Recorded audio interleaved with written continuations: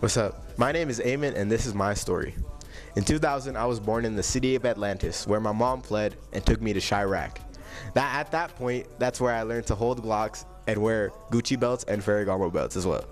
I then met Michael at Allen Iverson School of Crossovers, where I learned to sauce people up.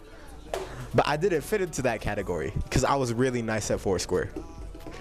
As I was skilled at Foursquare, people from all around the city would come and observe me killing kids at Foursquare. At that point, I then enrolled in 360 GZ's School of Waves, where I learned to make everybody seasick from 360 degrees around me, where I was an A+ student.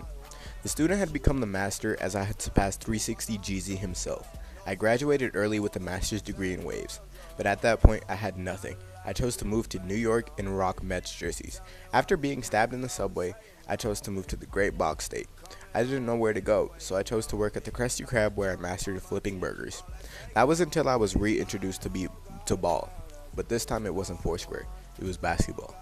With what I remembered at AI school, I became the king of all rec centers.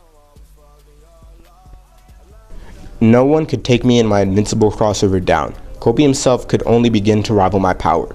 I was signed to the Denver Nuggets where I scored 7,000 points in a single game, but that lasted short as I was hit in the knee with a baseball bat. I returned to Waves and fulfilled the prophecy.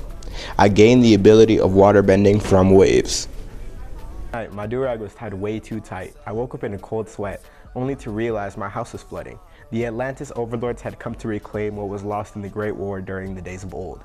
Me and my mother barely escaped with our lives. Later that year, I was taking a dump when I heard gunshots in the distance.